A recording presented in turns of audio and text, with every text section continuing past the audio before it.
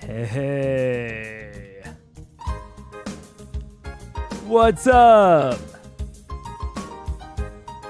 Hello.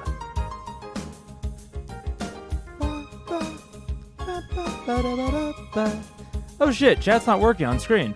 That's fine, I'll take it off. What up? Hello. Let me turn that down. Let's see. Hello! Can you all hear me? Are we live? We're back! Holy. Wait, how do I... I've forgotten how to do this. I've forgotten how to stream. I've forgotten where everything is. It's been so long! Hello! How are all of you? Let's see. Michael, Manapollo, Delphi, hello. Oh my gosh. Spooky month is live. What's happening? I know. We're back. Oh man, it's been a little bit. What up, you guys? Oh my gosh, so many people are here. Hello. Guys are gonna make, oh my god. I can't believe so many people are here. Hi. Is that a Rockstar Energy? It is. Hello. Thank you for the member, Elfire Eva. I appreciate it. No free promo. No free promo. Get all the branded stuff off. Get it all out of here. Oh, what's up? So glad you're back. Me too. It was an interesting month of being gone. And I will Okay. I don't have like a plan for how to talk about this. But I wanted to just chat a little bit about what I've been up to and why and how it might, impact stuff in the future. So I explained it a little bit, obviously. And if you are in the Discord, you got a few more occasional frequent updates. But essentially what I've been working on is, let me pull it up. Or maybe I won't pull it up. I don't know. I'm nervous. I'm nervous about it because I think it is, oh man, where do I even start? Okay. If you have not been watching for a long time, or you haven't watched through the entire giant backlog of Critical Eyes, which I don't blame you, you might not know that I have a technical background. So I got a computer science degree, and I worked in tech, specifically as a process automations guy.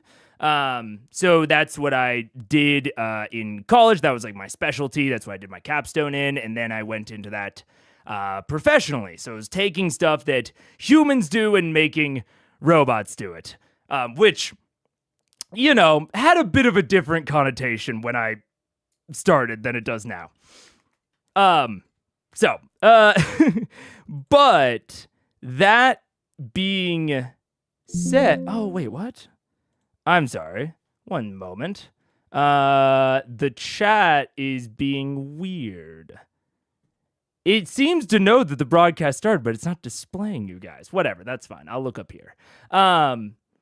So that was what I got educated in, and I've been trying to bring that into stream in ethical ways. And for a long time, I've been doing it. I got, pretty good at it, and I programmed a lot of little helpers to help me do the chaptering on later streams.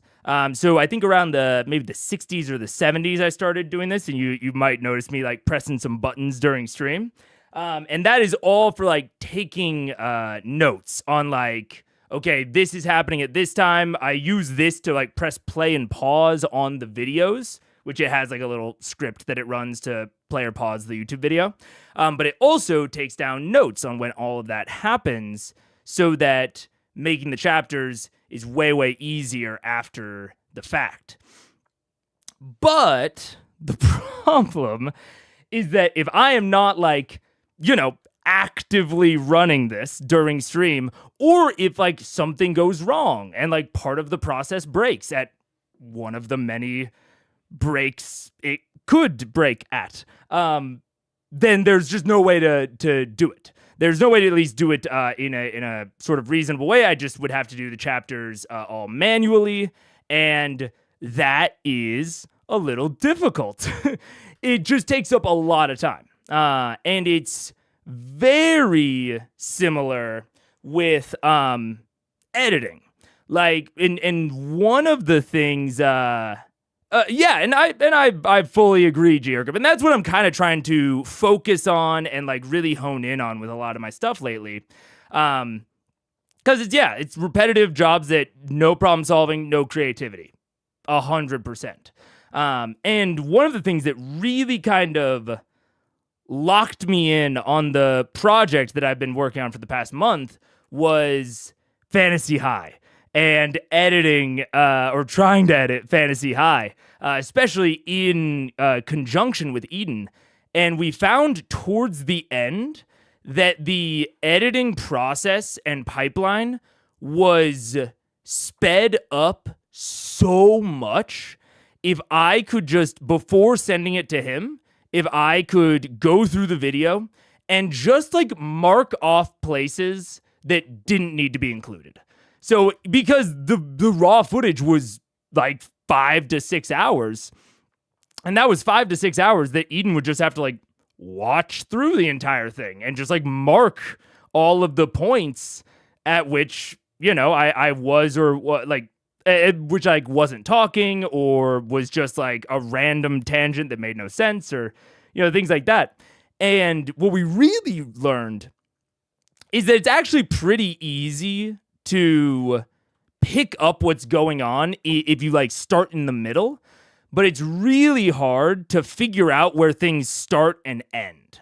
That's like the really tough part, but it is also the thing that, to G-Hercup's exact point, that something like a computer might actually be able to do.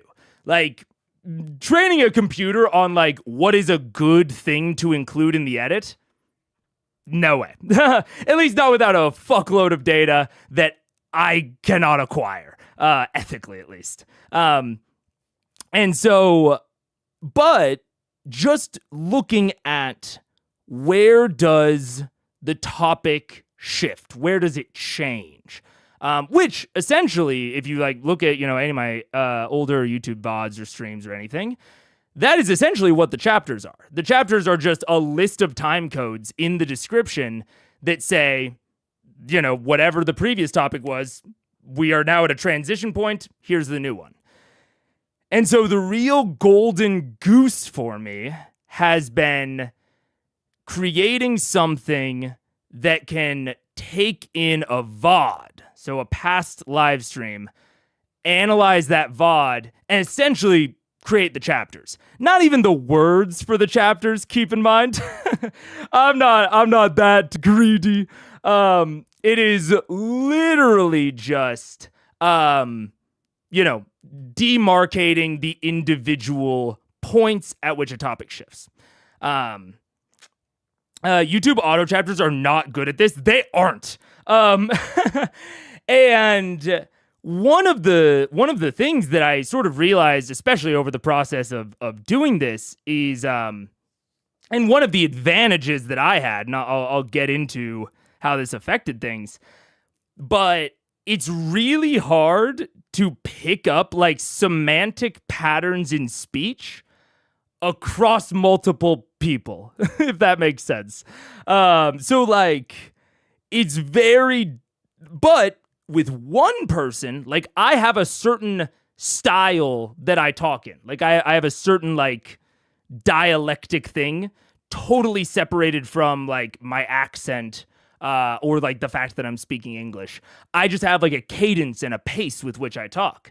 It's one of the reasons that we can do impressions of people in general, I can say my fellow Americans. And it's not even a very good impression because I'm not good at impressions, but we all know who I'm doing because people have, oh, what the hell? Okay. Hopefully we're still up. We're still good. All the scripts are breaking. It's fine. But it's because we have these patterns. So if I am only trying to detect my own thing, right? I'm not trying to make a product to sell or distribute. If I'm just trying to make a personal tool that can detect it for myself, there's actually a chance of doing it. And simultaneously, that also means that if I use something like a neural network, an AI, as long as I get a totally untrained one, like I just start with the framework and I train it on only my data, that's what I would have to do anyways.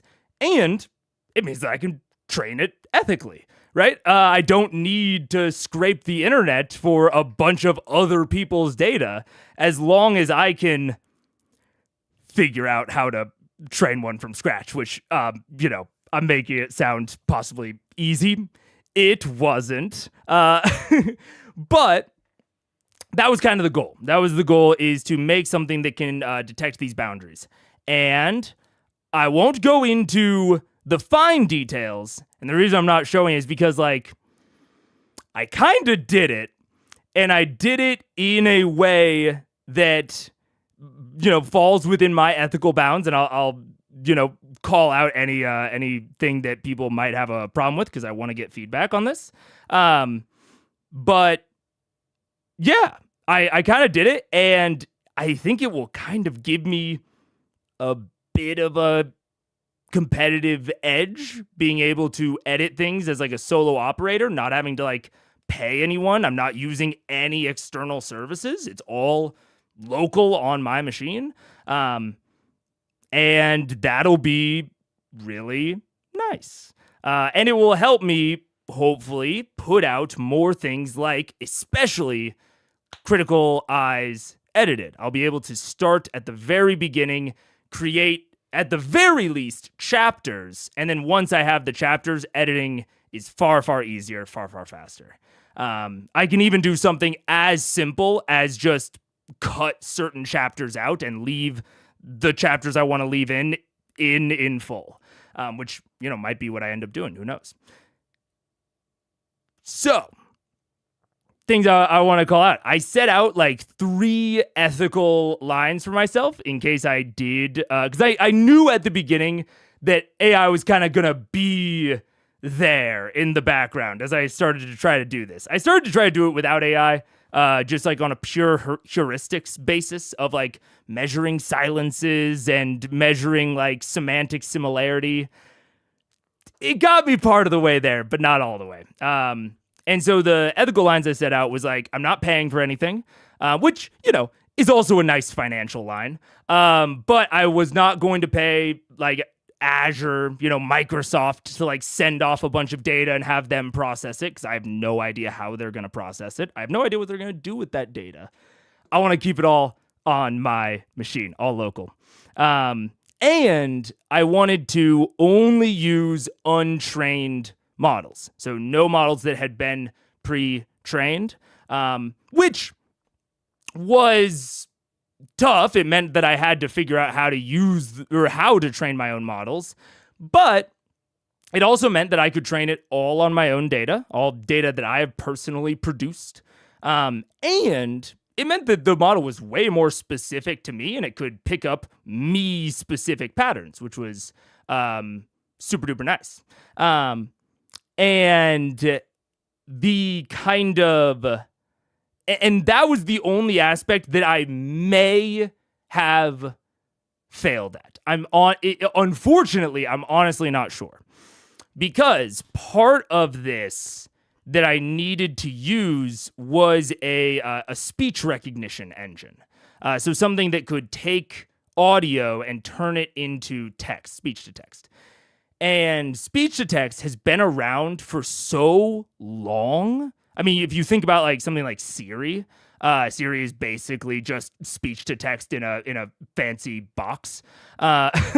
And it has been around for so long that even the models that I could find that seemed like they were untrained, I couldn't directly verify.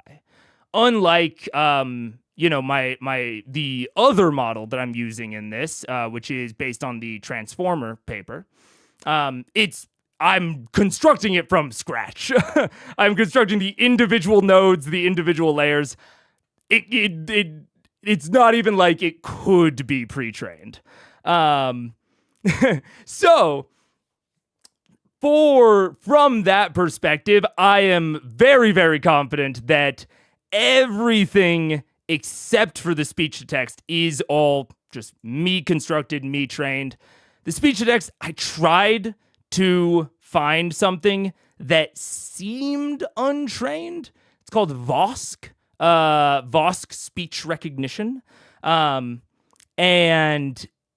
its kind of big selling point is that it's open source and you can train it yourself, and like you can it says like improve it, but I couldn't figure out if it was trained, what data set it was trained on.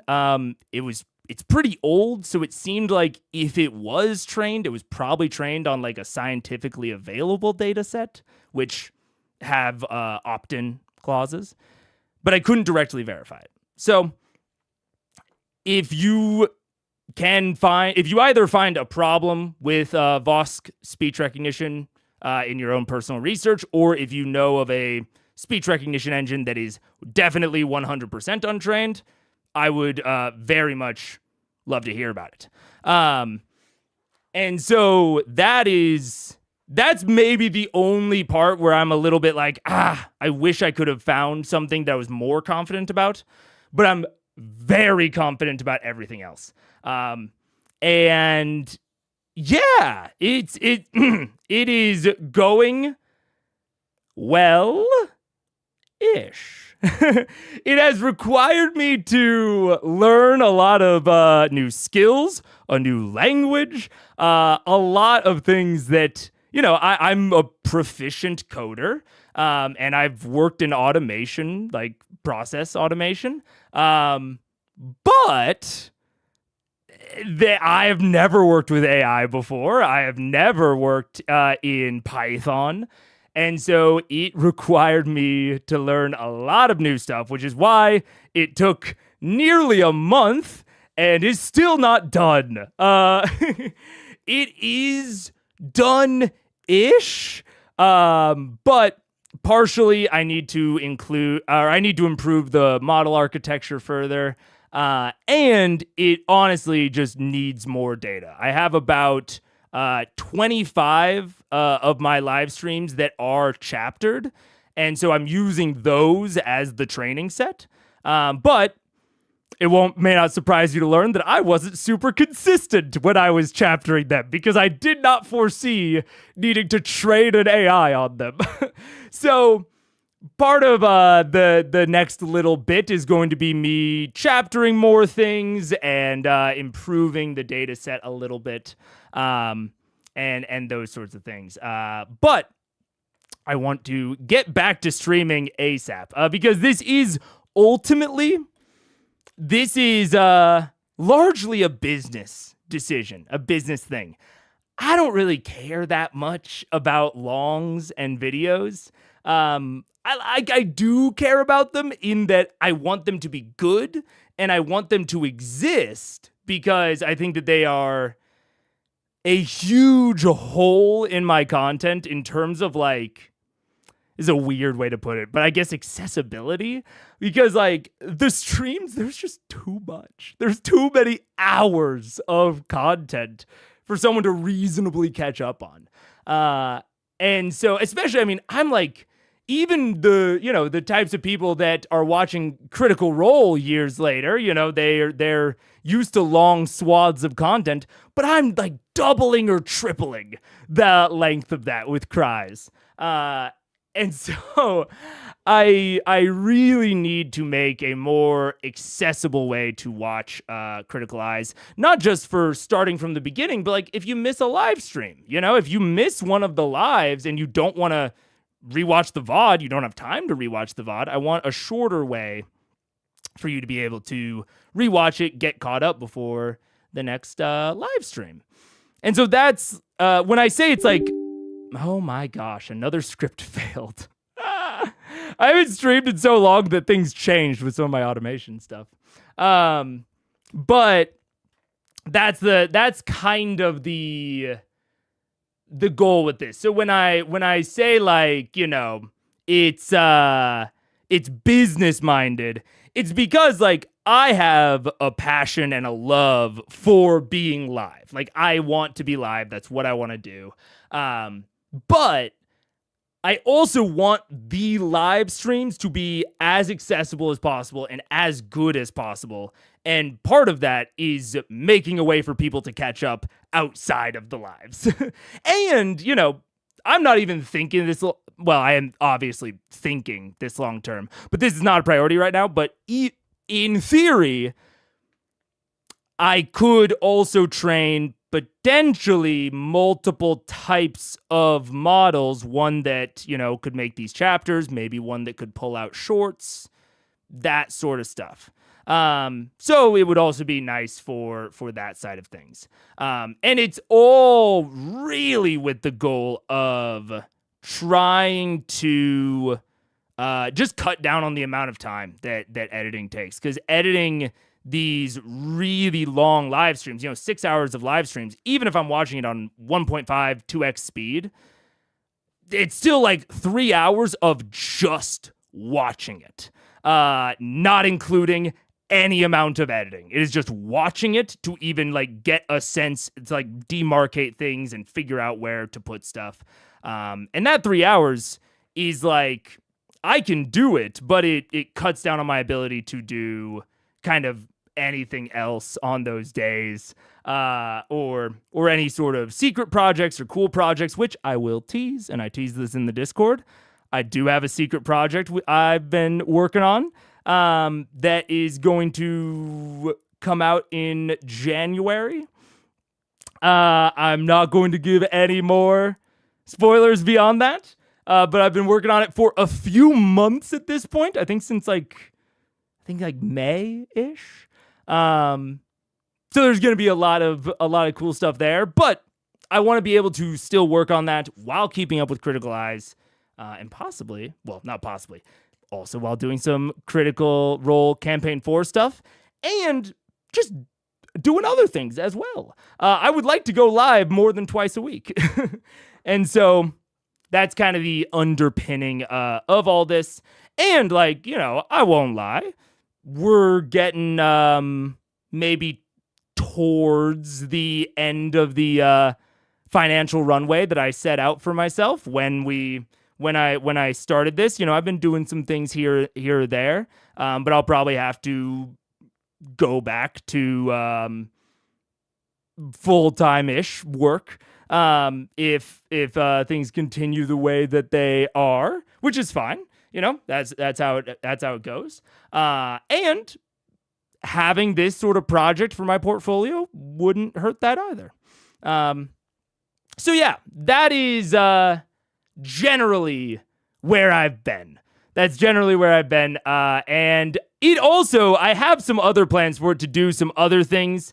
It also has the ability to like read in chats as streams are going, as streams are happening. So I tested this out a while ago during Age of Umbra, of like pulling out like the top keywords. I have some ideas for that. But yeah, that's where I've been. I'm going to read some chat messages, but that's the long and short. That's long and short. This could be a bachelor's thesis. That was, you know, not totally out of my mind when I was doing this. Is like, hey, given how the world is going, it will probably behoove me if I do need to go back to more full-time work and scale back on content. It would probably behoove me to know a thing or two about AI.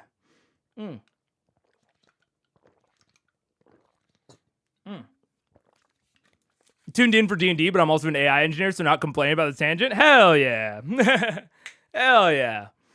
Oh, man. And I am very excited about it because I produced it in a very, very different method than most of what I've seen online. I am using it in a very kind of weird and off kilter way. How's the screw job doing? The screw job's great. The screw job's great. It's definitely not 97% done and would probably take like 30 minutes to finish. Ah! Ah! Vosk is pre-trained on thousands of hours of speech data. I also can't verify the source, but the source that they recommended we use and maybe what they use is LibriVox. LibriVox is public domain audiobooks.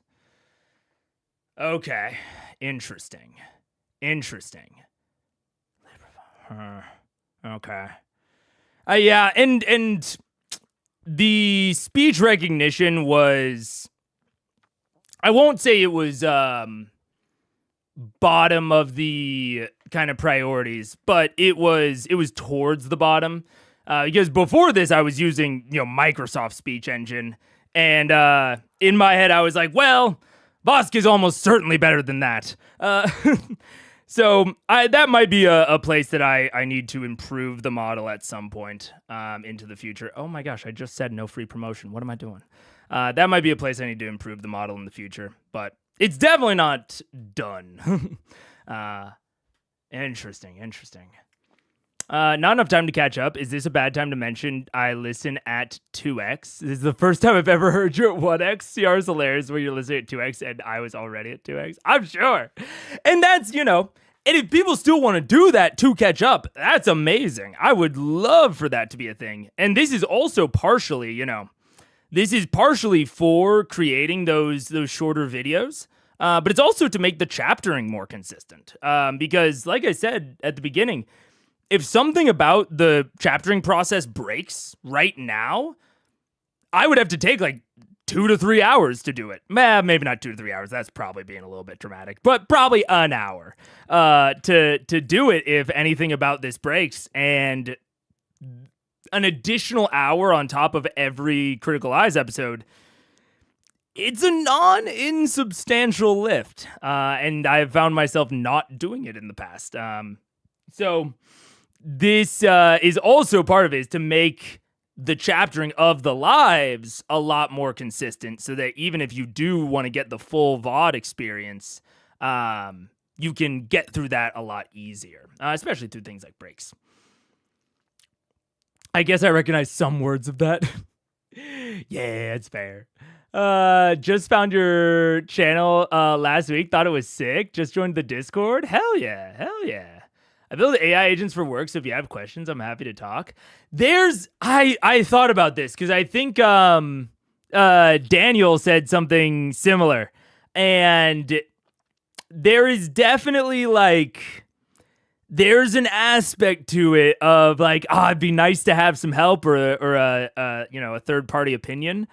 But, and I don't know if I'm being overly paranoid, but I have some further aspirations that I haven't even voiced for it yet, and that I don't want to voice until they're done. But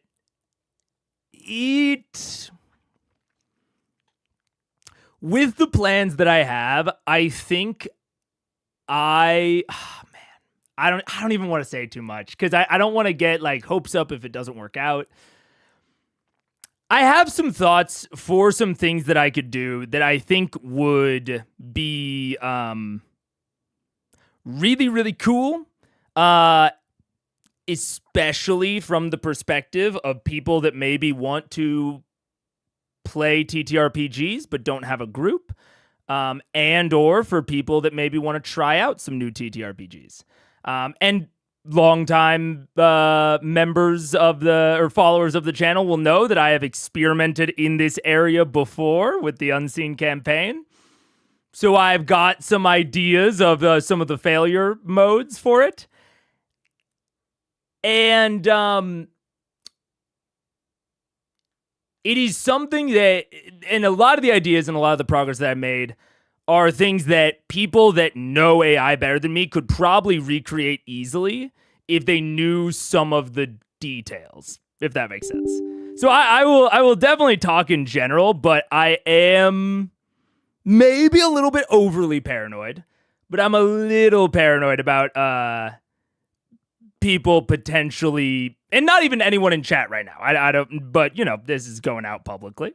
But someone could watch it and potentially recreate it for a bigger channel, which would then kind of stink. So that is why I'm playing it a little close to the vest, the chest, whatever. Yeah. But we need to find a way to engineer Mega speaking live 3 times as fast. Yeah. Yeah, that didn't work. No need to go into too much detail. PyTorch, TensorFlow, something else. I will say I'll go into an amount of detail. I tried TensorFlow. I tried.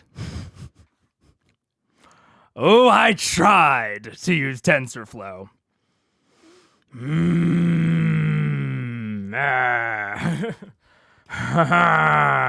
I definitely didn't waste an entire week trying TensorFlow.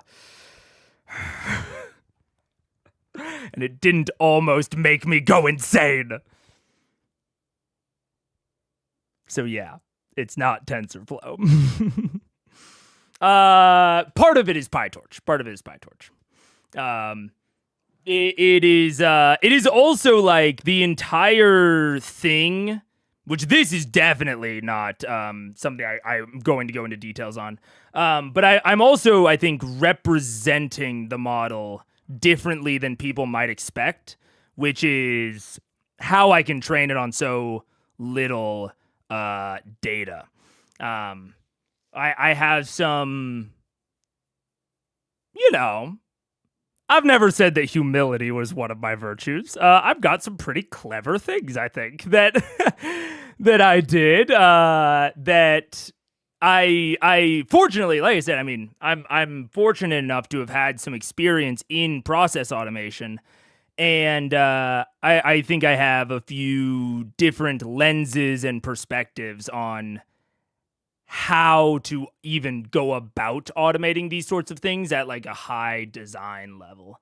Yeah.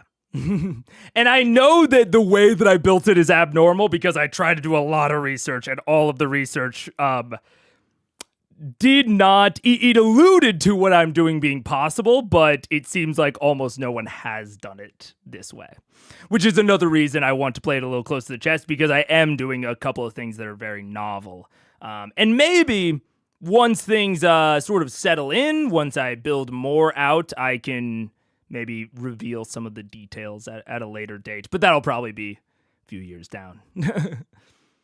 But yeah.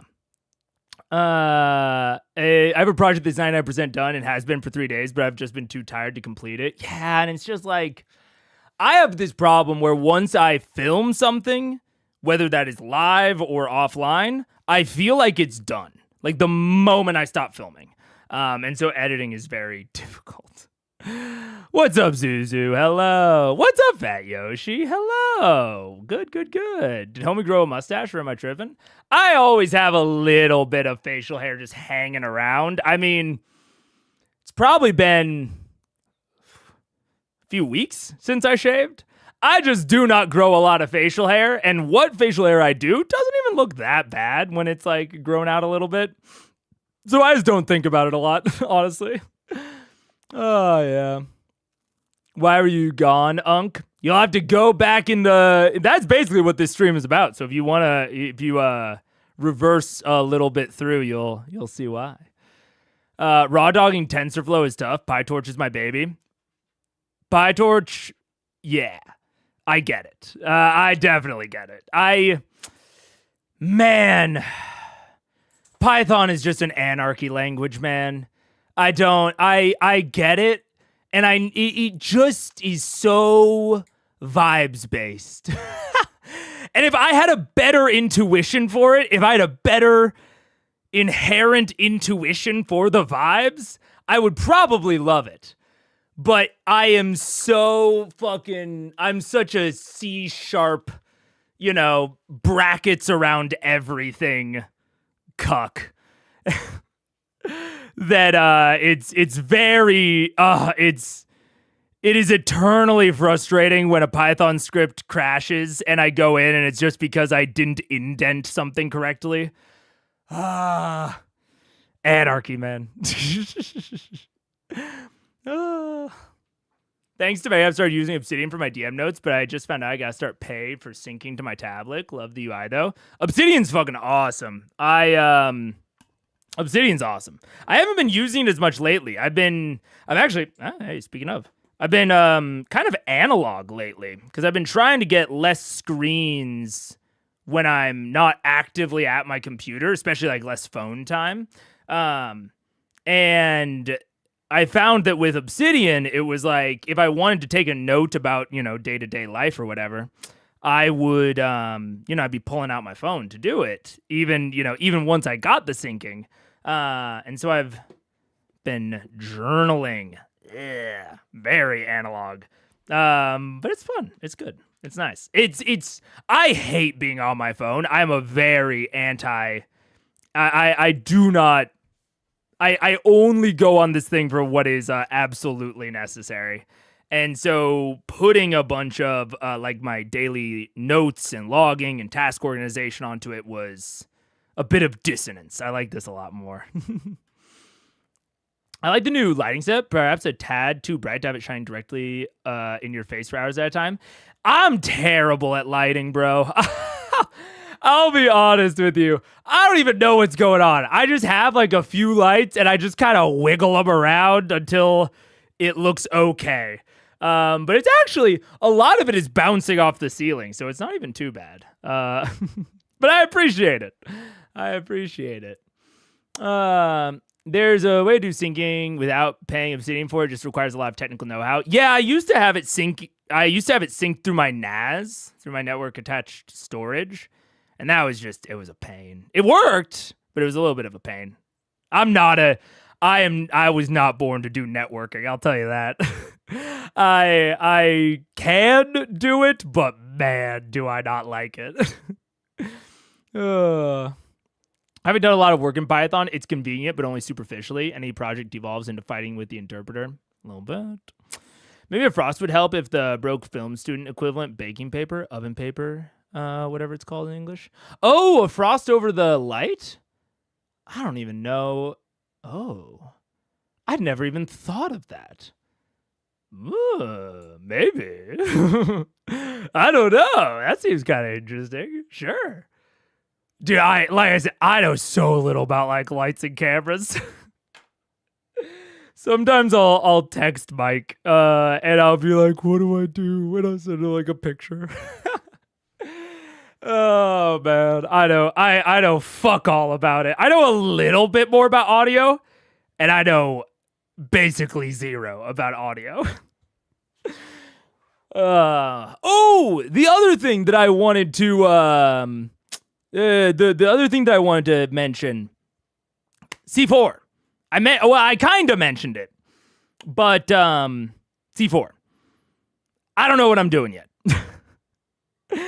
I have like 5 very different and distinct ideas that I am quite excited about, but that also kind of hinge on very small details of how it actually, like, of like the nitty gritty of how it's run. So I haven't watched episode 1 yet. I'm going to very, very soon. But I am probably going to just watch the episodes that come out in October. I'm assuming there's going to be 3, and then they'll like take the 4th week off. That seems to be their cadence. So I'm going to watch the first 3 episodes, and then by November, during the week they're probably taking off, I will narrow it down from the 5. But the at minimum, I'll say like probably the one of the 5 that is the least, not impactful, I guess, the least maybe consistent, will be, it is possible that I just find it, unrealistic to keep up with C4, making something about each and every episode every week. That might just be unrealistic. And I might just end up making individual videos or doing individual streams just whenever the sort of fancy strikes me. That's probably the least impactful one, but I will be doing that at minimum. And I would guess that that'll be at least one video a month. So I would say that in terms of like expectation setting, I'd say like lowest bound, probably at least a video a month. Possibly more, but we'll see. Like I said, it depends on, it doesn't just depend on like how long each episode is or how dense it is. I have some ideas that I would be very excited about to do like weekly, but those ideas really hinge on some things that I don't want to give away. But I will probably know by November. So we'll start making C4 stuff in November. And until then, we do have some discussion going on in the Discord. We renamed some of the channels. Might continue to rename them. Might continue to organize. I'm not quite sure yet. I'm kind of letting the current changes ride out a little bit. But we had I think a group that was watching the premiere yesterday, and it seemed like it was a good time. So feel free to hop in and join that and talk in there. Yeah. 4 episodes of prologue. Yeah, the first eps are overture. Okay. Gotcha. The episode format is gonna change after the overture. Interesting. Okay, so maybe I shouldn't put the hard November date on it. I guess I'll be even more abstract, more hedgy. I will be keeping current on C4. I can like 100% tell you that. I will be keeping current, and I want to do something around it. I'm just not entirely sure what. I'll be monitoring to figure out what I want to do with that. Yeah. Have you seen any of the promotional stuff? Some amount. I will say I'm not like seeking it out, but some people send me stuff. Occasionally I see stuff on like the YouTube homepage, that sort of thing. I'm not on any social medias besides YouTube.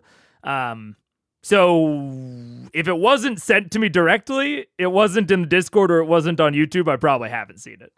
But on those 3, possibly. Yeah. May have promised more than an episode a month. That's what I heard. That's what you heard? Interesting.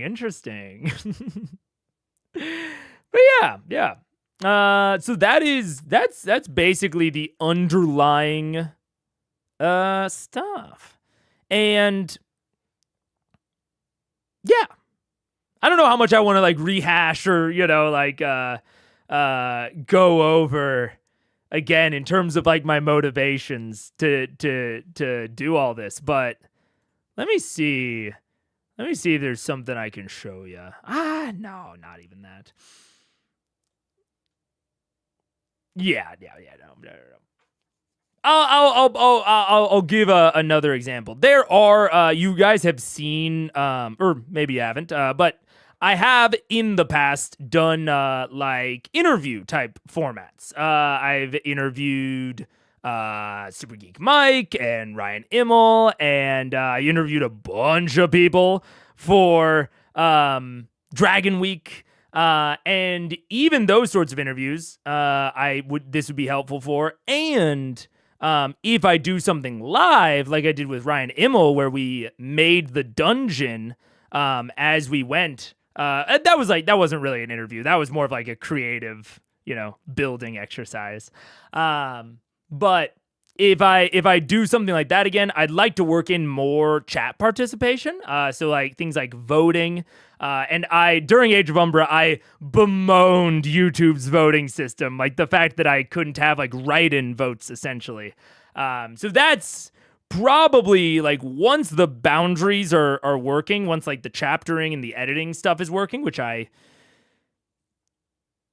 it's very close to a net time savings. It's very, very close. I just have to do a little bit too much manual work to like correct the boundaries. But once that is done, once that is good, probably the voting and like the write-in sort of chat summarization, or not summarization, but I guess like extraction, keyword extraction system. I'll be working on that more and maybe trying to integrate that into more stuff. Maybe even integrate it into Critical Eyes in some ways. Who knows? But yeah. So that is sort of I guess an example of what the future of this also looks like. Because most of what I'm talking about is not even going to be very visible. It will just be visible in like at some point in the next few months, there will be much, much more content coming out. But that is the only way it'll really be visible.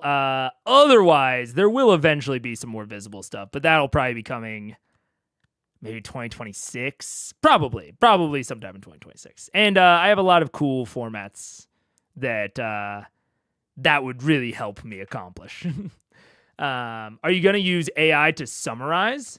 Probably not. I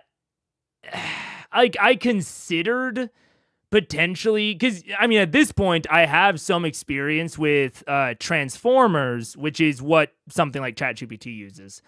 But I probably just don't have enough data to train it to at least summarize well.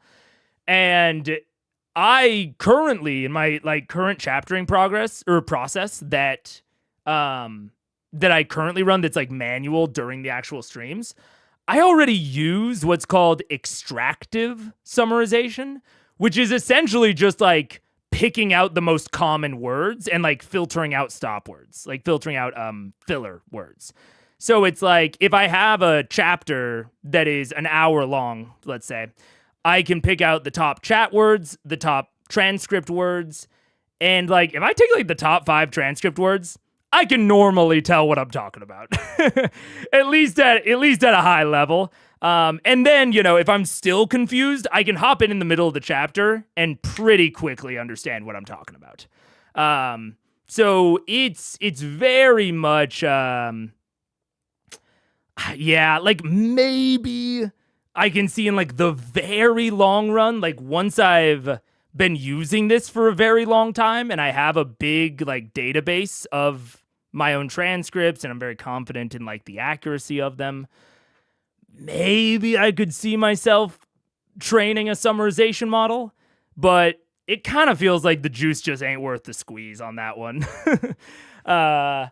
Because it would be very difficult and it would automate something that is already pretty easy for me.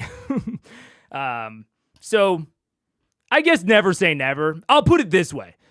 Definitely say never. I'm not going to be using like OpenAI's, I can't remember what their summarization model is called. Whisper, I think. I'm not going to be using like ChatGPT. I'm not going to be using Whisper. Not going to be using Claude or Gemini or anything for summarization. Maybe I would train my own, but probably not, if I had to guess. Yeah, I'm only I'm really trying to look at like what are the really big hitters. And for me, the thing that takes up the vast majority of editing time is literally just finding where I start and stop talking about something. Like where I start talking about a certain topic and where I stop. That takes 95% of the editing time. Cause as you guys have seen with any videos I have posted, if they were edited by me, not Eden's much, much better. But if they were edited by me, I got basic taste, bro. I'll just straight up like take chunks out, boop, boop, boop, and then I will leave chunks in their entirety. And maybe I will look for like silences that I can edit out. Because the editing software I use, DaVinci, can really easily identify where like there are silence gaps. So you can essentially do like auto jump cutting, essentially. So, oh my gosh. It's the thumbnail updater that keeps running, which is broken at the moment. But yeah, so that's why I'm really focused on this is because of that. I'm not looking to automate the entire thing. I don't even think AI fucking could automate the entire thing, if I'm being real. It was so hard to get it to this point. And this is, I think I have it doing maybe the thing that it is most capable of doing. So, yeah. I know I should go back to the beginning of the stream, but I had to ask. Fair enough. You said Claude with such malice. I like Claude. No, Claude's fine. Claude's fine. It's just I'm not. Yeah. I definitely got some more exposure to AI, and especially like a variety of AI models in researching and learning for this entire project. And I have definitely developed opinions. Yeah. But it's been very interesting. I don't think I have like straight up learned this much in a long while. So that was cool. If not a little frustrating. But yeah. Yeah. DaVinci's the GOAT. DaVinci is the GOAT. Yeah, if you're using Premiere, man, I mean, I hope you really like Adobe. Because they are bleeding you dry. So you better want to support them if you ain't using DaVinci. Man, I do love me my DaVinci. But yeah, that's about it. I'm trying to think of anything that has happened recently that I wanted to give as an anecdote on stream. I'm looking at my shelf to see if I have anything. Oh! No, not that. No, not that. Never mind. No, not that either. Yeah, I think that's about it. It does seem like you learned well. Transformers are the way to go, probably, from what you've revealed. Yeah. I think, man, I tried so many things. Dude, that's... the real frustration of this project is that, like, half of the code that I wrote is just dead code. Like, it is just me trying something, and then that thing just ultimately not working. Like, just not being good enough. And so there is just so much of the code that is just littered with like legacy stuff and backwards compatibility shit. And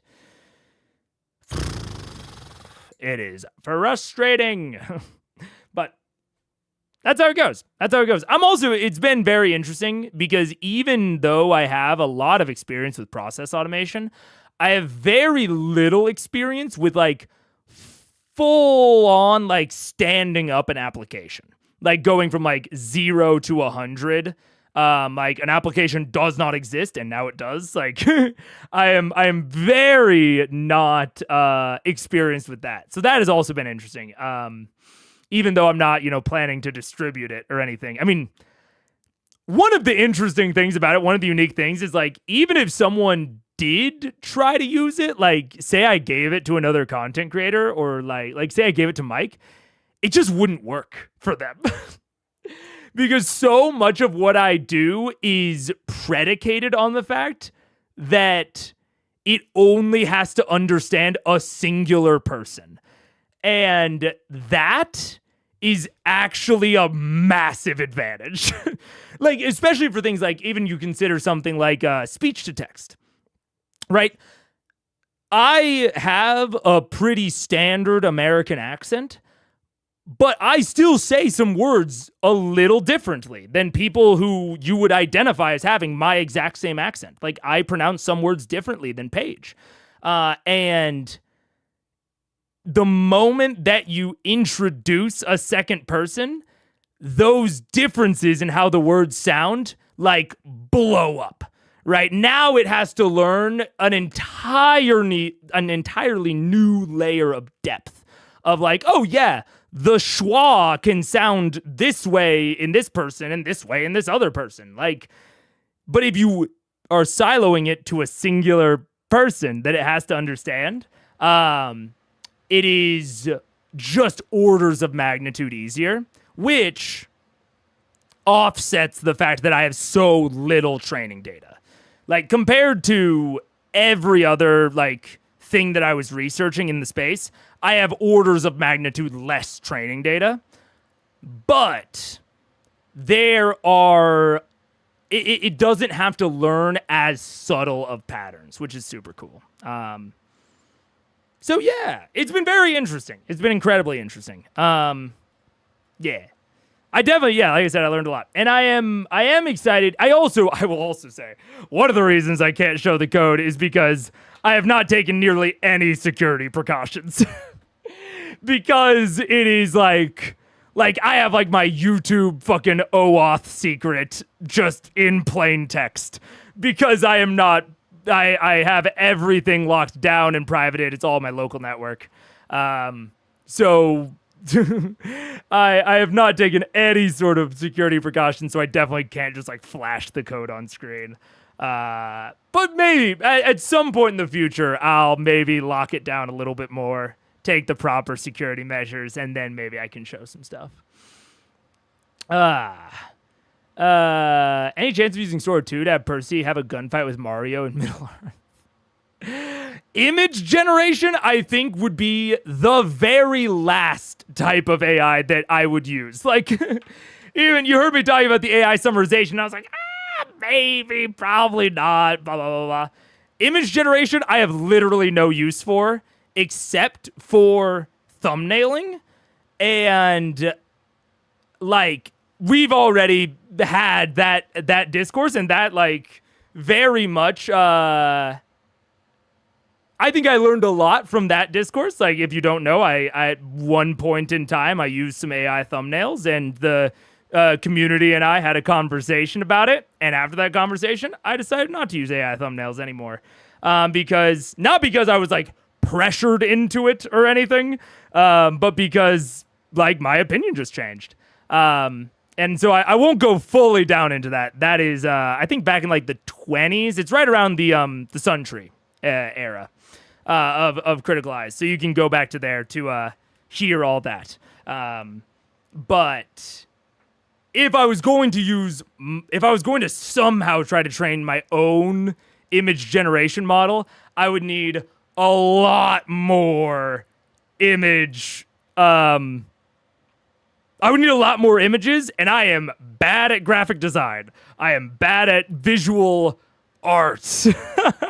So there is actually no chance of me even being able to train an image generation model. So I think that will that is probably not on the horizon ever. if I had to be entirely real with you. I went back 50 minutes to understand why the fuck he was gone and realized it's some computer science BS. Now I'm a smart boy, but not that smart. While you're gone, I'm now a senor and I learned Spanish. Hell yeah. That's sick. That's sick. I need to learn Spanish at some point. It would be the language that would be the most useful to my daily life. And I just like should learn it at some point. I like languages and I like language learning now. I don't know why. I just deprioritized.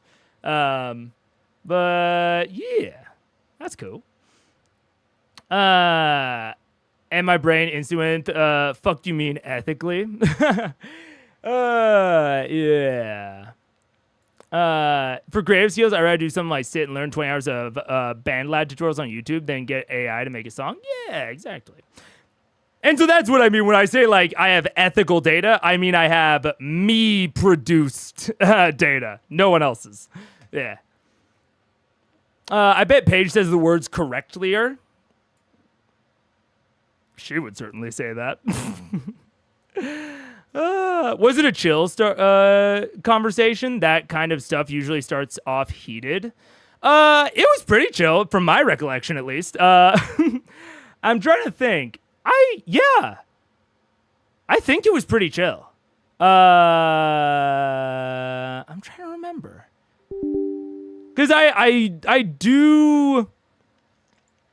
At that point, because I didn't start off using any AI thumbnails, so I think people were more surprised than anything when it happened, and were like, hey, why are you doing this? And I was like, oh, I'm doing it to save time. And they were like, okay, let's talk about that more. From my memory, it was pretty chill. Which I also think, I think there is a layer of... I think that this is not just for AI. This is for, I think, like, really any even like remotely contentious topic nowadays. I realized this a while ago about like debate culture, but I think it's just become like really any conversation that I see lately about any sort of contentious topic. It feels to me as though people are going into the conversation not willing to be persuaded. And there was a very interesting clip that I saw that sort of crystallized this opinion for me. And this is not a commentary on either of the participants' individual beliefs, but I saw a clip from a debate about the existence of God. And, one person was on one side, one person was on the other. And the moderator asked the atheist, like, what would it take to get you to believe, like, would you ever believe in God? And the atheist was like, yep, absolutely. Like, here's what it would take. And you can absolutely argue if what they said was reasonable or not. And then it went over to the theist, and it was like, what would it take to get you to not believe in God? And they basically just responded with, there is nothing you could say. And I was like, whoa, that was super honest. I think way more people feel that way than will actually admit it. I think it's super possible that the interlocutor on the other side just lied. Like, they might, the true answer might be nothing. But, they at least put up a pretend face of being able to be convinced. But yeah, that like really crystallized for me that, like, I think most people are going into a lot of these contentious conversations with their opinion pretty thoroughly formed, and they are going into it viewing them changing their own mind as like a how do I phrase it? I think they're going into it assuming that if they change their mind, that's a bad thing. Like, I think people have a lot of pride and a lot of attachment to their views, which I get. Like, this is not like me being down on that. I think that's very human. But I have wildly changed my worldview and position a few times throughout my life. And so I have a very strong, like, positive bias towards potentially changing my mind and, like, being convinced of something. Like, I normally go into a conversation wanting the other person to convince me. Which I don't even think is like the correct way to go into a lot of conversations. That can open you up to a lot of negative things. And so I have to like try and mitigate that. But I think like naturally I am incredibly open to having my mind changed. And I think that probably I think that at least in some ways came off during the AI conversation. So I think that people were very receptive to that this wasn't a debate or an argument. This was me being like, okay, like I obviously have an opinion that led me to decide to do this. I want you to like tell me why I shouldn't. Like I'm legitimately like looking for information because I clearly like weighed the factors in my head and came out on one side. And if you came out on another side, you must have like different factors that you're weighing that I'm not aware of. Yeah. And I think that people are just very like, there's an axiom. I've talked about this before. There's an axiom online that I hate, which is Hanlon's razor, which is basically don't assume malice when you could assume stupidity. And I hate that razor because it implies that anyone that disagrees with you is either actively malicious or stupid. And I don't know. I try to always keep in mind that people have radically different experiences than me. And they have their own, large inner worlds and experience. And if they believe something, they probably believe it for a reason. And maybe I would believe it for the same reason if I knew it. So yeah, I don't know.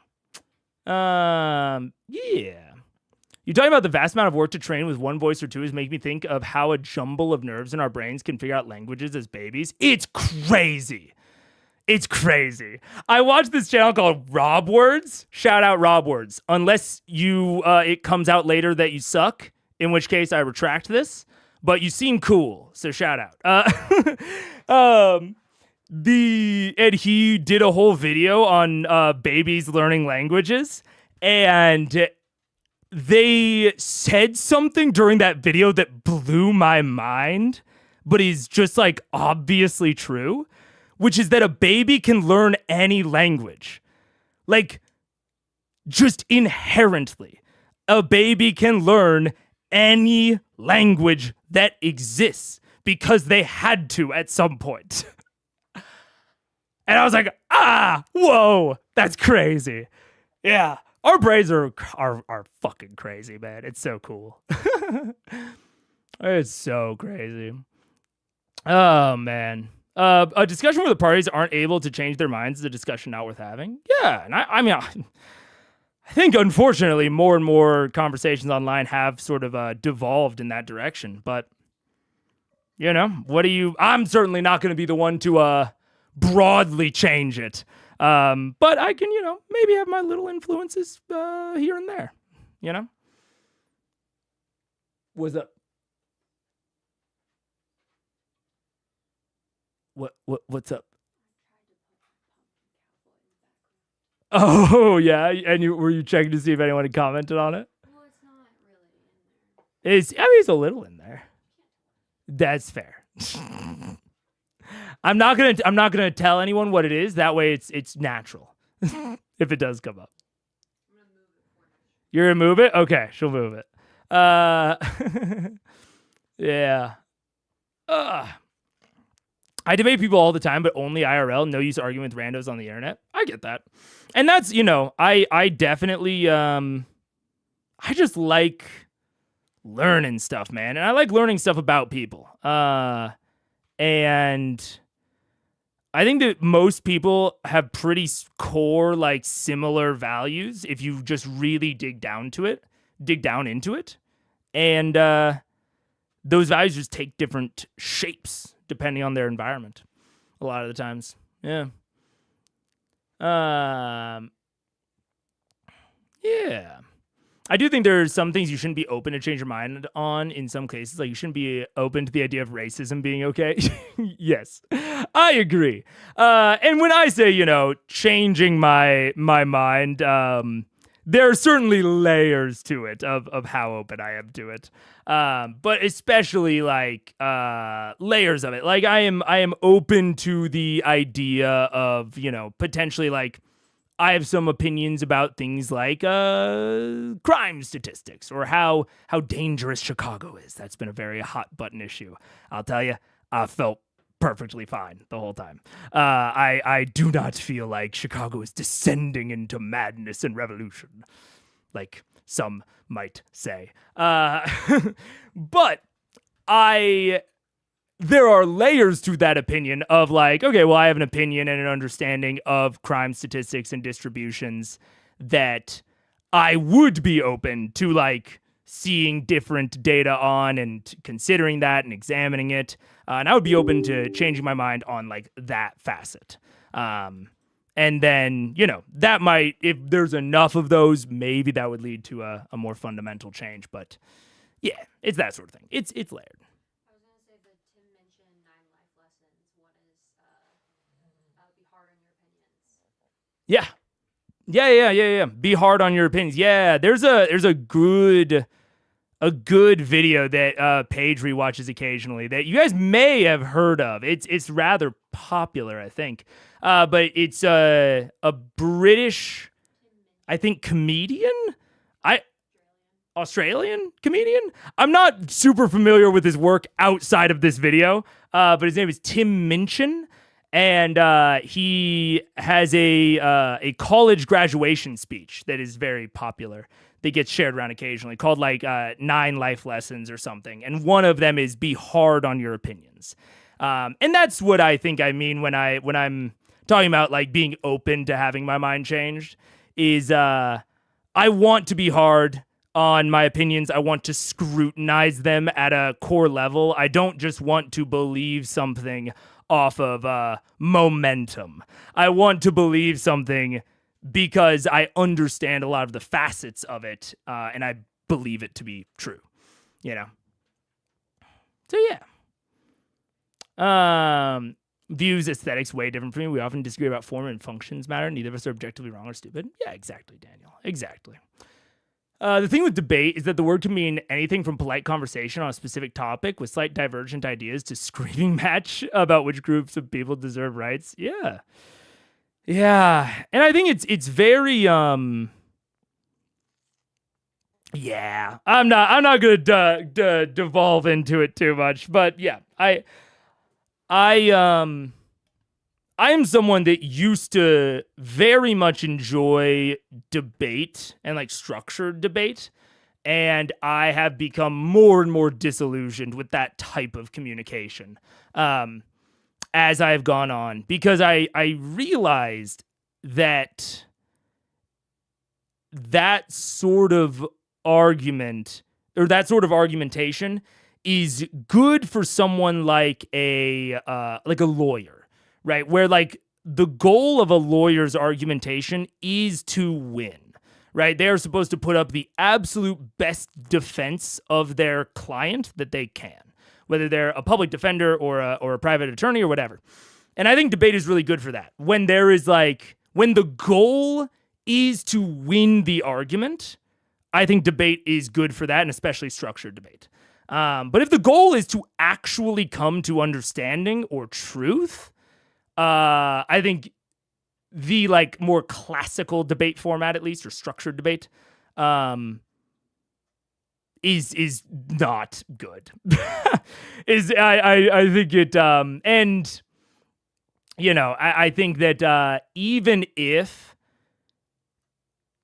it's not structured, there is an amount of structure to an online debate because it is being filmed or live streamed or whatever.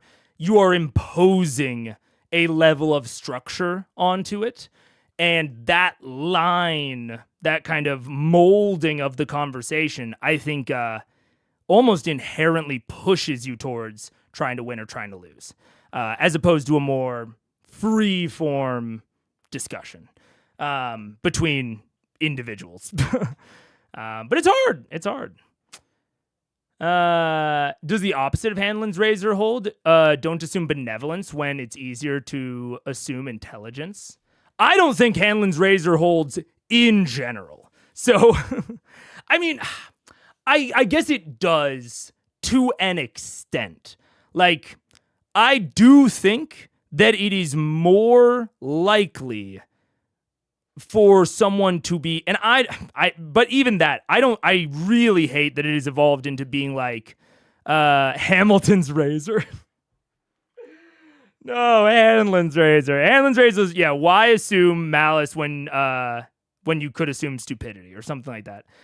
And to my understanding, the original positing of it is more along the lines of ignorance than stupidity. I could be wrong about that. I have not researched it in depth.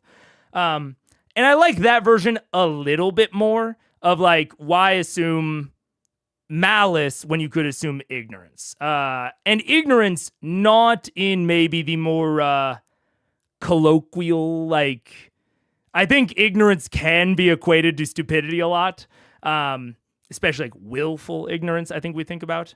But like ignorance in like the true sense of like, they might just not know something that you know, or you might not know something that they know. More likely both. I think that can hold. I think it is more likely that someone is ignorant in the conversation, you or them, than that one of you is being actively malicious. That's not to say that people aren't actively malicious. There's many times that is the case. But I think that is more likely. I just don't like the stupidity variant of it, because I think it really enforces a very tribal, like us versus them sort of dynamic. Yeah. Anyways. How the fuck are you so knowledgeable? Like whenever I enter your live, I feel like I'm drinking from a fountain of wisdom. What is this effect called? Why does it happen here specifically? How do I say this? I don't actually think I am that knowledgeable. Truly. This is not me being like humble or self-effacing. Like we talked about earlier, I don't think humility is one of my aspects. But like if we were doing fucking a D&D ability score spread, I'd put my intelligence and wisdom at like a 10 to 13, somewhere in that range. But I think I was incredibly lucky to have some really formative influences on me when I was really young. And there was a multitude of them, but the one that, you guys might know immediately off the top of the head, or that is most known, is probably someone like Hank Green. Hank Green was a big influence on me growing up, and I think a lot of the influences that I had on me taught me to be exceedingly and like unapologetically curious. Like, I just like to learn new stuff, and not just, facts, because I'm not good at memorizing things. So it's not just like, I'm not memorizing facts and statistics, but digging into the like why of something is something that I was taught very, very young. I just realized What's that? you are the eloquence bard. That's why you think it's OP. You just go through life like it. Yeah.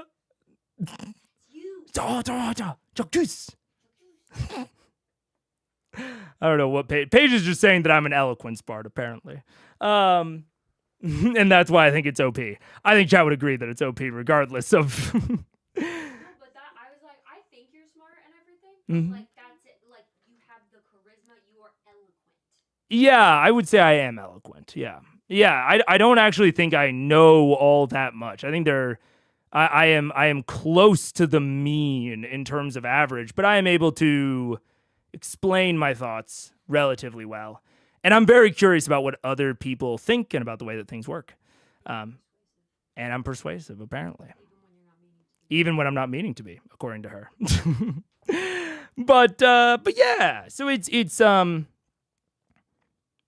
I think that might be what sort of imposes that feeling that I'm very intelligent. Is that I really like to understand and think through how things work. It's not just that I'm like Googling things or asking people. It's like I look at something and I want to like break it down into its core parts and understand what makes it tick. And I don't think I'm particularly good at that understanding. I just do it all the time. I'm doing it constantly. Of like, even in my like average life, I if I have a conversation with someone, I'm like running it back through my head afterward about like what I said, what they said, why did they respond that way? Could it have been because of this? Could it have been because of that? So I'm just thinking about that shit a lot. Yeah. So all that is to say, I think it is that is sort of the function of it. I don't think it's a natural intelligence thing. Yeah. Less courtroom structured arguments and more Socratic discussion driven by asking questions. Yeah, which I am much more positively biased towards the Socratic format rather than the classic courtroom argument format. But yeah. Is Mega a user of the Dr. Fox effect? What is the Dr. Fox effect? I've never heard of that. Dr. Fox effect is a psychological, what is this? A correlation observed between teacher attire, expressiveness, content coverage, student evaluation, and student achievement. What? Not to be confused with Fox effect. Oh, sure. What is it? The expressiveness of a teacher when delivering lecture material can affect student evaluation of the teacher. Other than that, individual differences among teachers, such as personality, popularity, lecture fluency, nonverbal behavior, and attractiveness, can also affect student evaluation of teachers. I see. So teachers are viewed as being more like competent just because of their delivery of material. I think that is very, very possibly what I've got going on. Yeah. I think if I was a different person delivering the information differently, it would not come off nearly as intelligent. That is very, very fair. Yeah. Teachers hate Mega confirmed. Brother's curious, but zero memories. He'd just be asking shit tons of questions and not remembering shit. Bro. I won't lie. Most of my teachers did hate me for exactly that reason. I was the fucking kid that asked just loads and loads of questions, and I couldn't remember shit. That is accurate. That was me.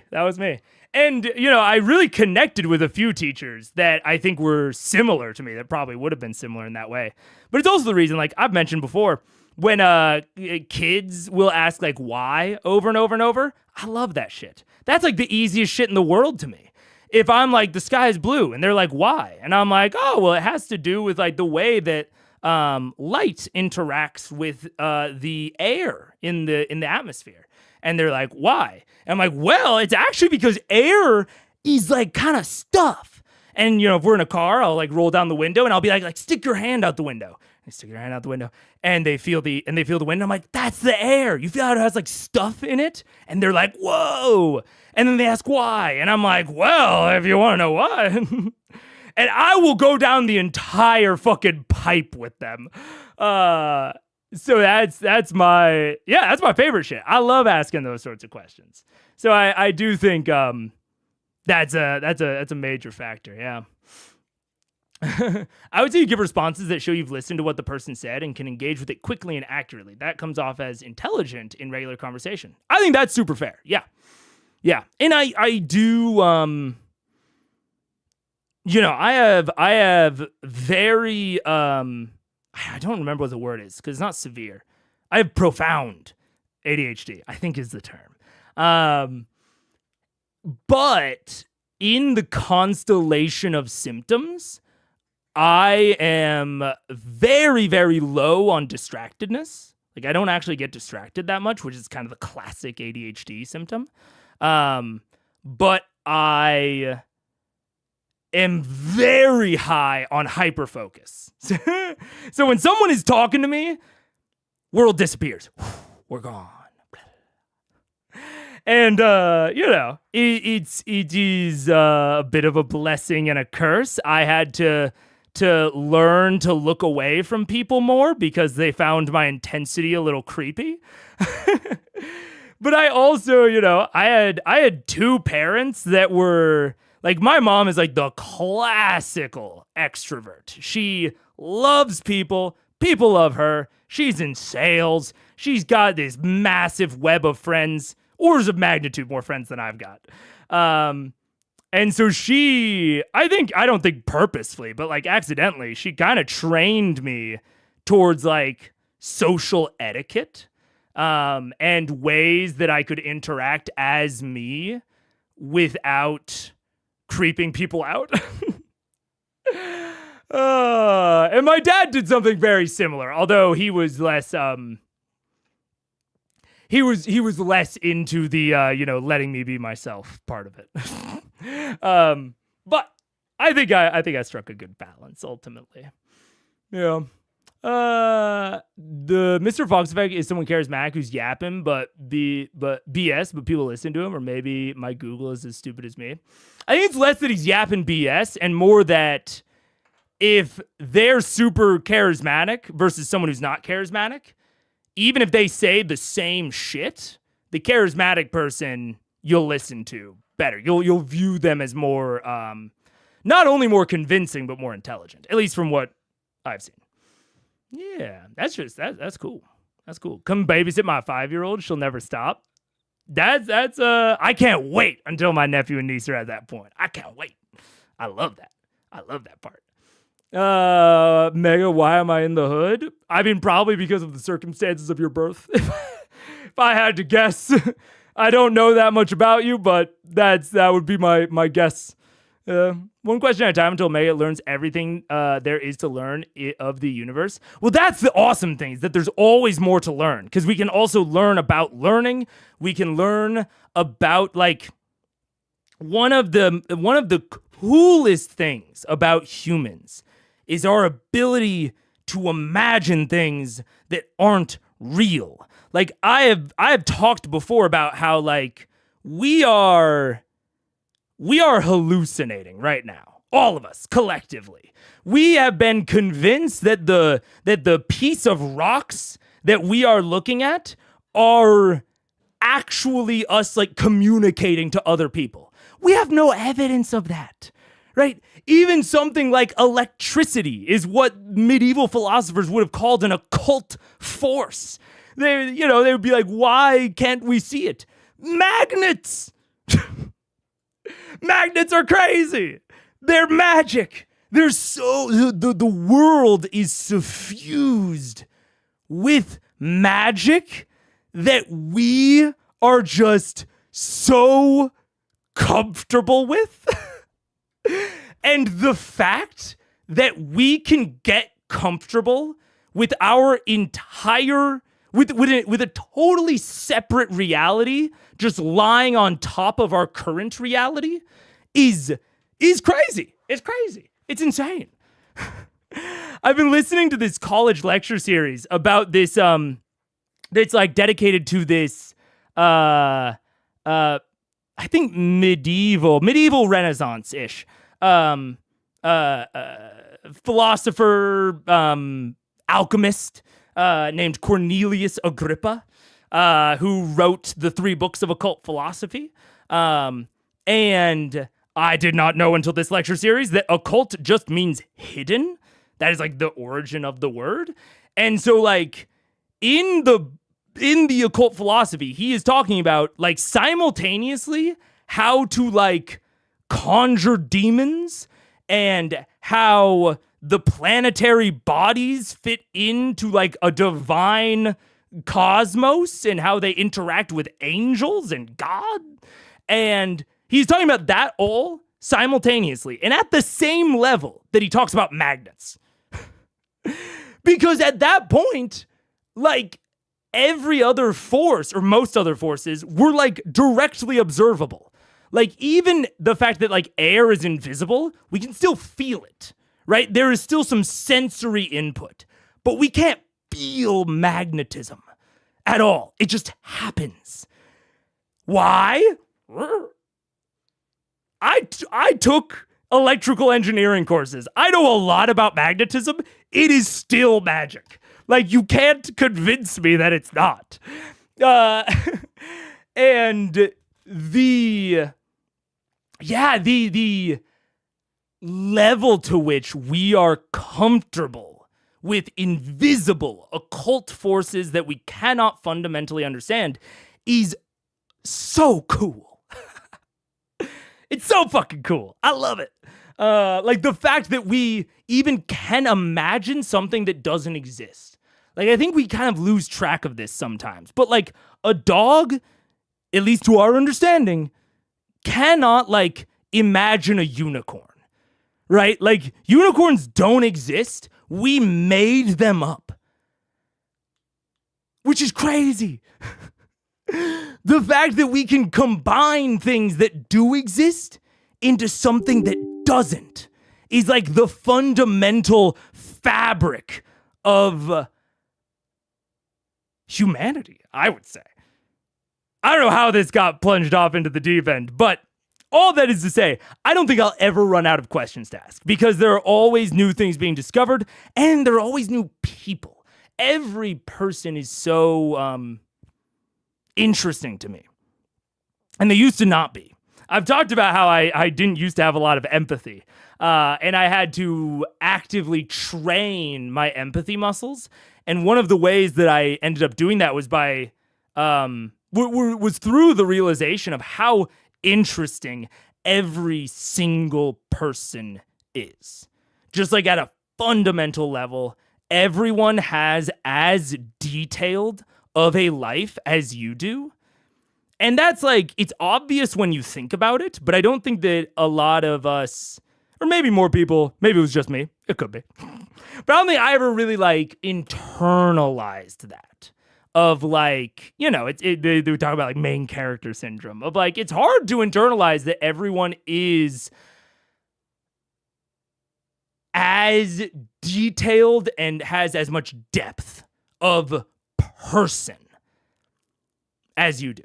It's crazy. It's crazy. So as new people are born, there's always new questions to ask. There's always new people to meet. So I'll never run out. And that's awesome. I love the fact that I'll never finish. It would be kind of sad, like existentially, if I could finish. That's also why I don't, if I could become immortal, I would. This is connected. But like people talk about like immortality, like you have to watch the people around you that you love die, which would be hard. Like, don't get me wrong.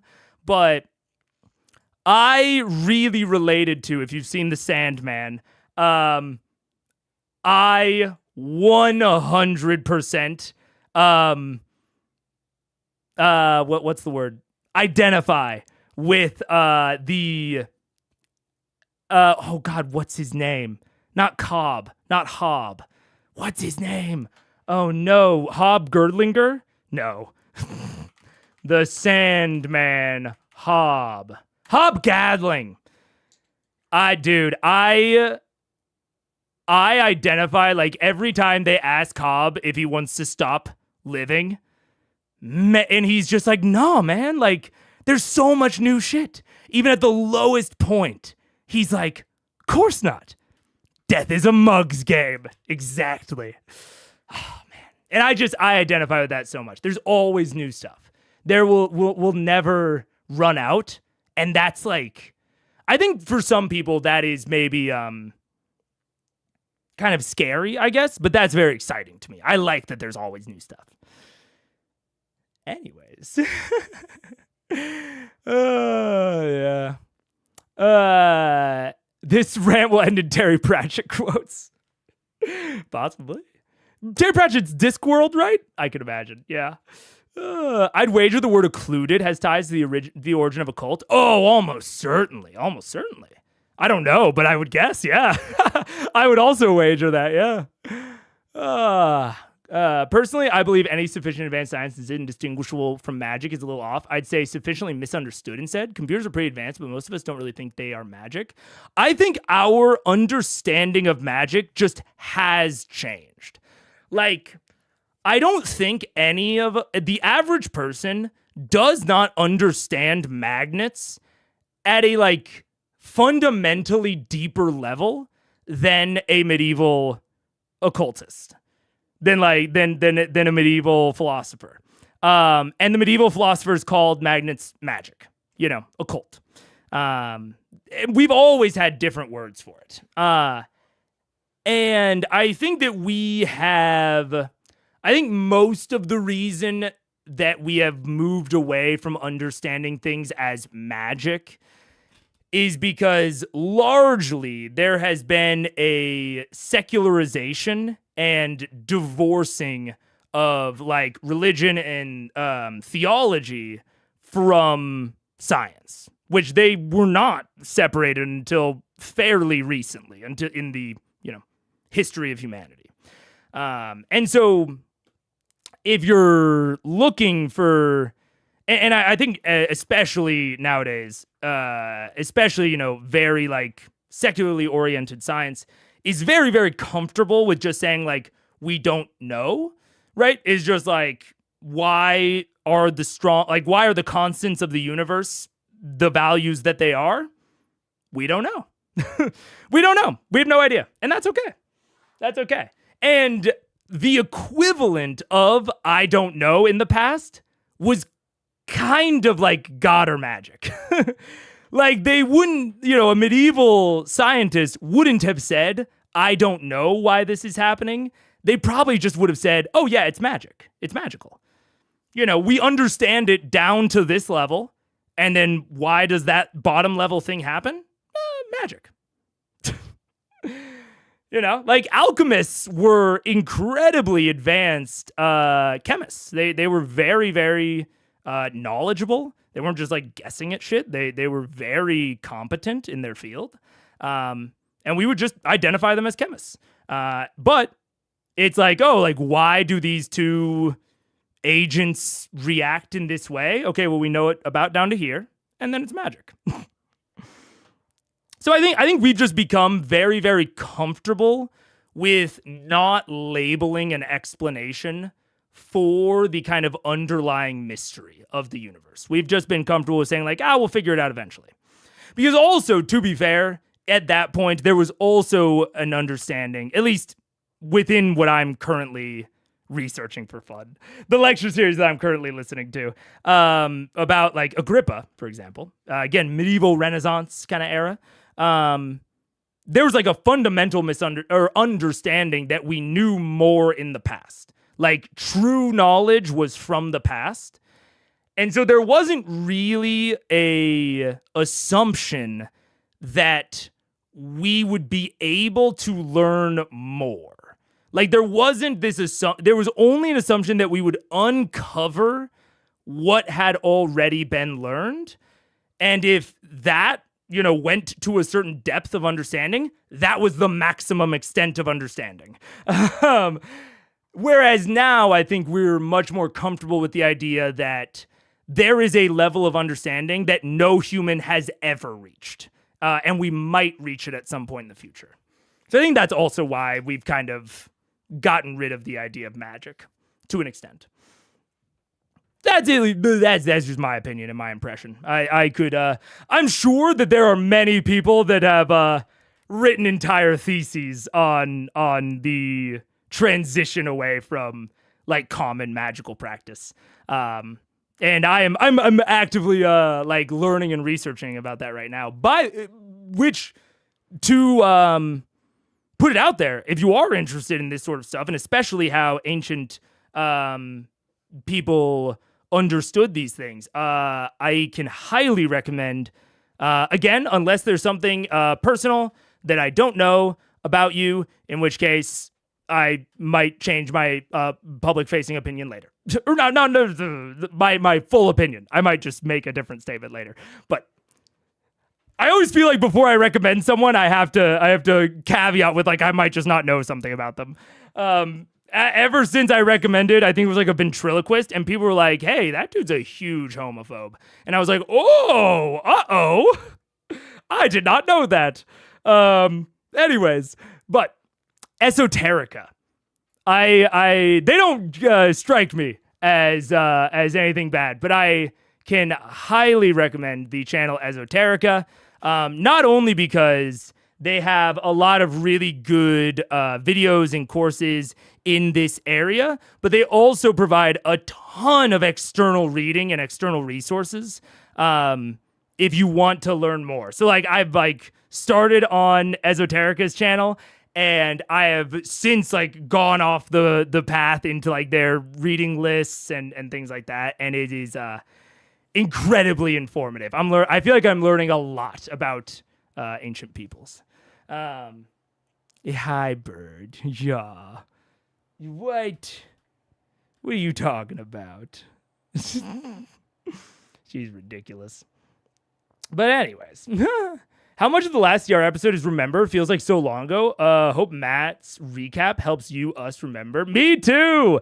I mean, I remember that. I actually, strangely, I feel like I remember it pretty well. They're in hell. They're in Dis, and they Keyleth, I think, just got into that confrontation in the alley.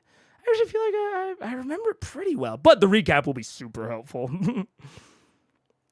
Oh, man. Have you seen Red Gone Girl? Thematically, it's very much about how we can never know what another person is hiding, never see the inside of their mind and know if they're being sincere. Ooh, I haven't. That might be interesting, though. Yeah. I've been watching the Dr. Mick therapist stream of Expedition 33, and he talks about object theory and how we never know other people, only interact with our objects of them, even face to face. Oh, interesting. Interesting. I think magic requires mystery. Science isn't presented as mysterious anymore. I fully agree with that. Yeah, I fully agree. I think that there has been, there is now this understanding that there are things that we don't know, but we are able to uncover them. So they're not really mysteries. They're just things we haven't learned yet, which is the same thing, but it is certainly presented differently. Yeah. Oh, man. I bring up the thing of knowing people because it's a fun way to engage with all people being interesting in some way. Oh, I fully agree. I think, viewing people as having like these mysterious hidden depths, I think can be... I think it can somewhat freak people out sometimes, but I find it very interesting. Like the fact that there is more to learn. I always find very, very cool. Animation will never stop being magic to me, and I'm literally an animator. Even when looking at something I made, it is always to a degree wondrous and incomprehensible. Yeah. And I also think that there's another aspect to that like I talked about like being curious earlier, and I think that there's another aspect that goes along with it that someone like Hank Green really instilled with me, which is like kind of like an awe for the natural world, or not even the natural world, but just for reality, like that like basic level of human existence being fundamentally interesting and cool, and like you said, kind of wondrous. Yeah, so I think that also helps. Half the music back in the industry, it's okay to be wrong about some guys in the past. It's true. That's fair. I should probably stop caveating it. It takes too long. But dog's name is Bird. Yeah. This is Bird. She doesn't have a longer name. Our other dog is Bug, and she does have a longer name. Her full name is Ladybug. But this is just Bird. No other names. Sometimes we call her Bird Dog, but that's just because her name is Bird and she's a dog.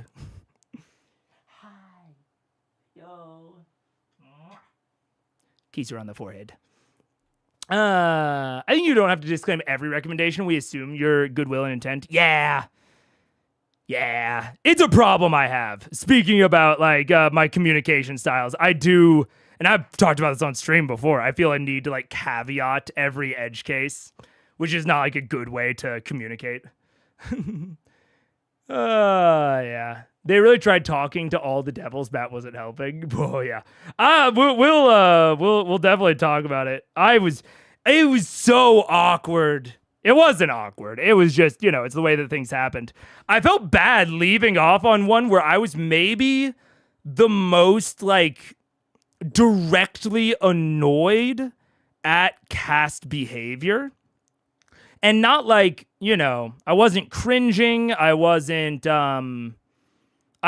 like icked out. None of that. I was just like, I wish they weren't acting like that. And I felt bad. It's one of the like only times I've ever like really felt that way about CR. And that's why I got off relatively quickly, because I was like, I'm not in the mindset to talk about this with like appropriate generosity. You know, I'm not in the mindset to like talk about this with an appropriate amount of like understanding, because I'm just really annoyed right now. So we will talk about that. I would definitely say that I would definitely say that I would not take my emotions. I mean, you can take them as like, you know, a thing learning about me and like what my whoa, what the fuck? That was weird. You can maybe take it as like, you know, informative about me and like what things annoy me and my pet peeves, but I wouldn't take it in the realm of player advice or DMing advice. I will definitely, and I'll definitely talk about that more on at the CR stream. Yeah. Even more than the Kraken app? Yeah. Because the Kraken app, I understood. Like, I totally understand how you can make a mistake during prep, and like not foresee its long-term consequences, especially when it's your first time running high-level D&D. High-level D&D is just a minefield in terms of like prep mistakes. And if you're really, really committed towards a lack of fudging and a lack of improv, like you're really committed to your prep, high-level D&D is a minefield of potentially potential issues that you would never know if you hadn't had experience with it before. And it's like very specific to 5th edition. Like even if you have experience in high level 3.5, that's not going to, I mean, it might translate in some ways, but it's not going to translate to a lot of the potential errors. So I like, the Kraken episode was painful, but it was just because we had to get through it. And I was just like, oh, I just don't want to watch this.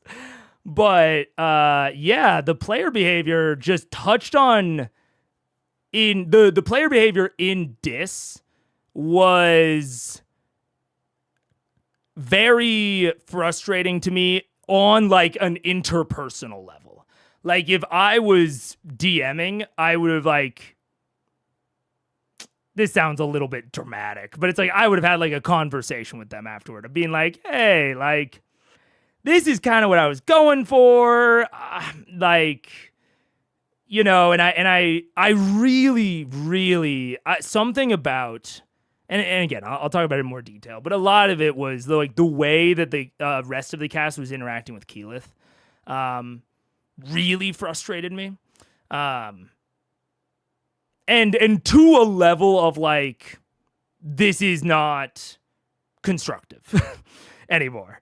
I think that like a level of annoyance can be constructive, but I was definitely getting to a level that was not. Yeah.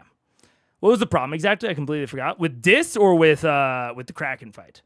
The Kraken fight was just like the setup of the arena was not conducive to the stat block of the Kraken.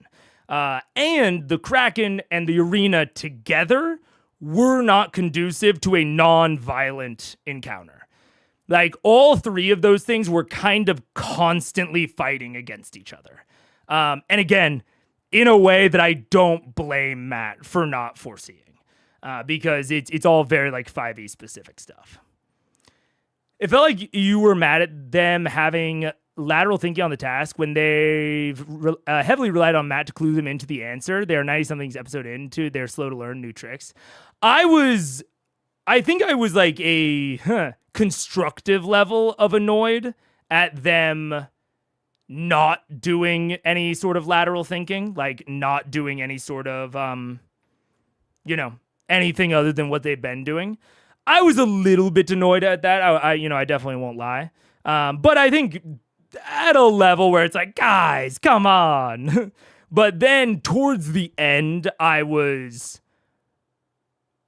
much more like non-constructively annoyed at how they were interacting with Keyleth. Or I shouldn't say Keyleth. I should say the way that the rest of the cast was interacting with Marisha. I did not.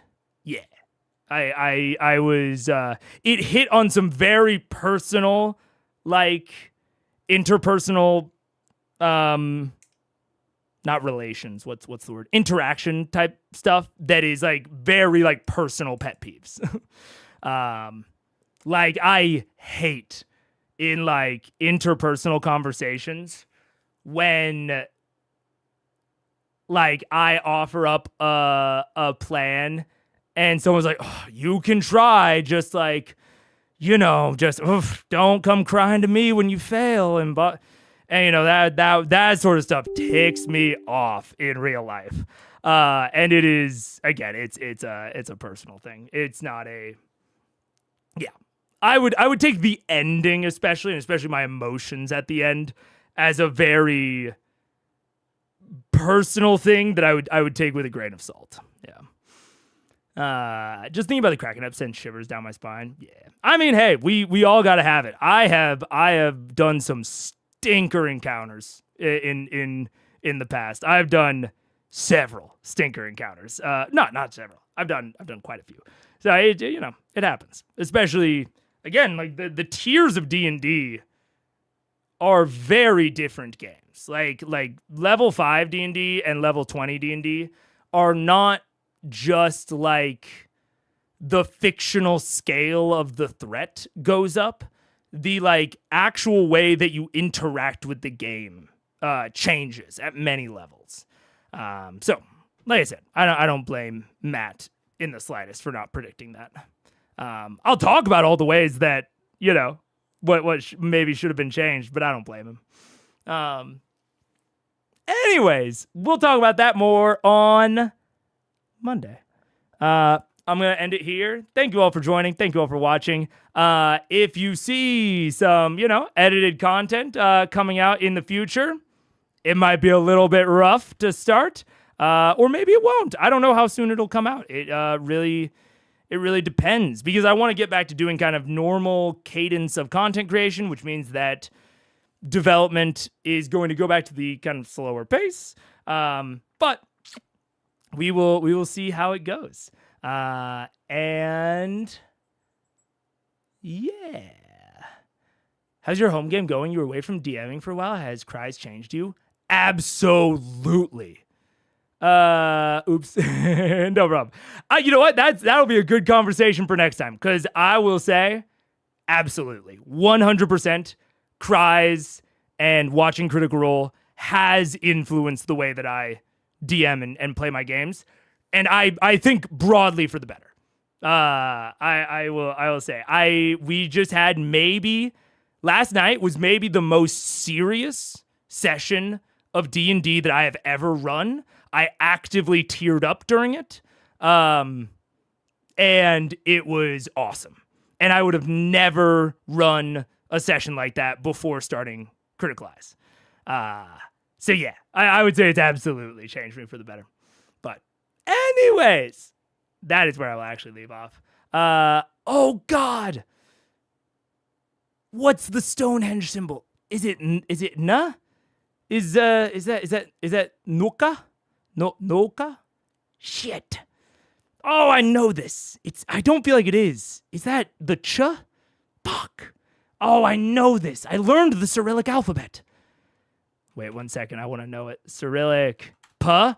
That's, of course it's puh. Damn it. Okay, yeah. Boca. Boca? I also don't remember exactly where the O is in the mouth. Anyways, that's it. Goodbye. And oh my gosh, and I'm always slow at ending the stream, and maybe I'll just keep doing this like